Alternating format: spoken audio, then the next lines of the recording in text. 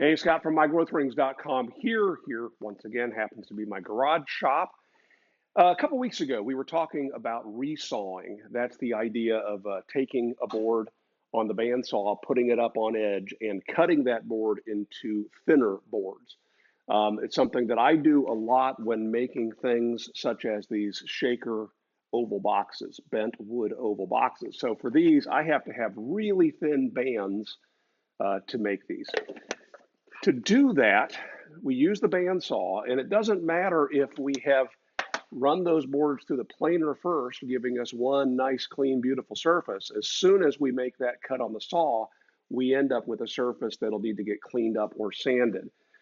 So back in 1987, when I was learning how to make these boxes from the Reverend George Downey in Massachusetts, George pointed me to a page in this book. This is Power Tool Woodworking for Everyone. And if you've purchased a Mark V from Shopsmith or Mark VII since about 1975-ish, you have received a copy of this book. Now, the cover has changed and some of the content has changed over the years, but it began in 1953 when R.J. DeCristoforo, or if you don't mind me calling him R.J., wrote the original version for the original Shopsmith 10ER. And that book was updated as the years went by. The Mark V came out in the mid-50s. He did a new version of the book. The Mark VII, the original 1960s Mark VII came out. He did a variation on the book. He was involved in the 70s as Shopsmith Incorporated brought the Shopsmith product back from the dead. And he was involved in the rewriting of some of that content. Now, as the years went by, he was less involved, and then eventually he died. Now, but before I go on from him, he is or was a prolific author on all things woodworking. A couple dozen books. He was the editor and author of the woodworking part of Popular Science magazine. George pointed me to a page of this book right here where the recommendation was to mount between centers on your lathe a cylinder that you turn on your lathe, and with this wedge, you hold sheets of sandpaper. And George was using this to great effect himself, and so I just went ahead and did that. Now, how to build the drum itself, you'll see a bunch of different ideas behind this. My original one was made of PVC pipe, and I had all kinds of problems. It wanted to vibrate, and I wasn't getting consistent thickness on my material going through. I've seen people that will cut discs out of plywood or wood and glue those discs together. I just decided to go ahead and laminate this Baltic birch plywood. I made a rectangle or a square beam out of it. On the bandsaw after it dried, I cut all the corners off, stuck it in the lathe, and turned it.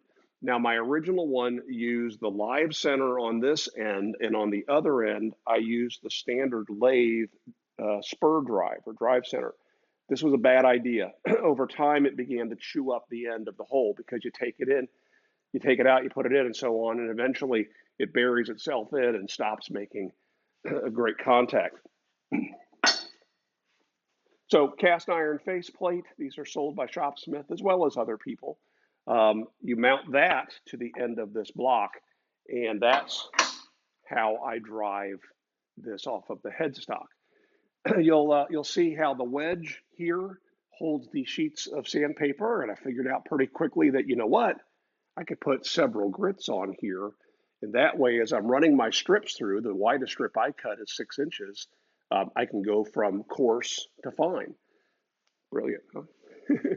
Now, for sure, you got to use the live center on this end, and this is going to go right on to the spindle and locks in place with a set screw, as does everything on my Mark V.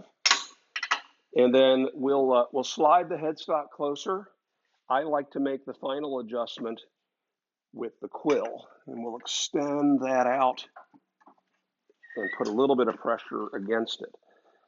All right, so that's it. Now, I say that's it. It's really not quite that simple because the way this drum is rotating, it rotates forward just like your table saw does. And so when you run your stock underneath it, it wants to grab it and throw it across the room. So you feed the stock from the back side of the machine. Um, I had two big problems with this design. The first time I tried to push 3/4 inch stock underneath it, 3/4 inch stock won't fit. And I was making some big segmented turnings that I had glued together these mitered pieces. And then after the glue had set, I scraped them roughly and then planned on passing them through my sander and they wouldn't fit. The second problem is when I'm on that side of the machine, it's very difficult to raise the table. And as I want to make progressively deeper cuts, I have to raise the table up. So there are other people who do a lot of sanding on their Mark V, and so they take the carriage and reverse it, or take the components that do the cranking of the table and reverse those components.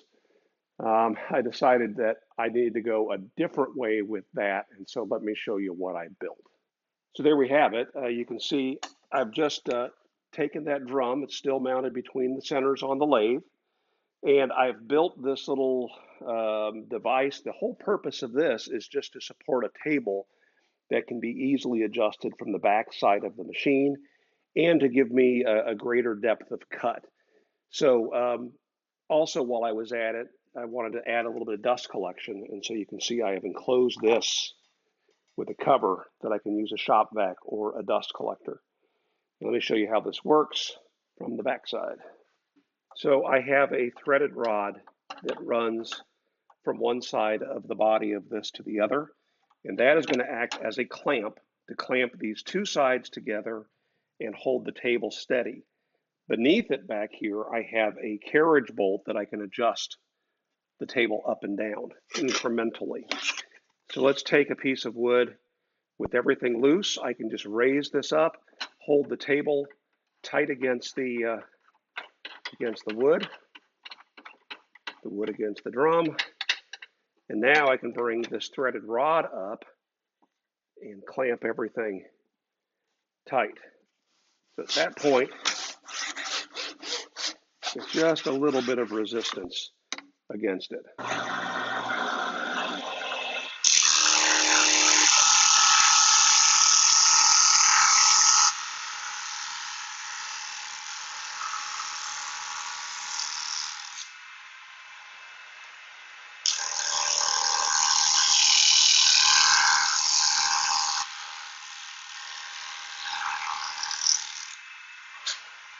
Fine.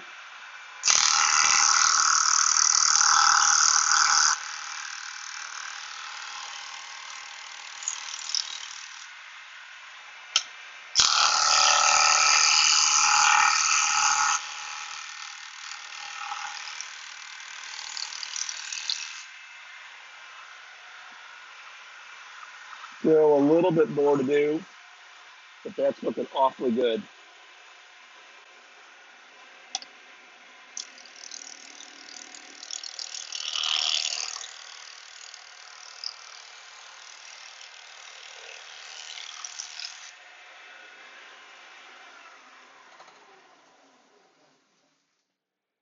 So this dust obviously needs to be controlled, which is why I came up with this cover.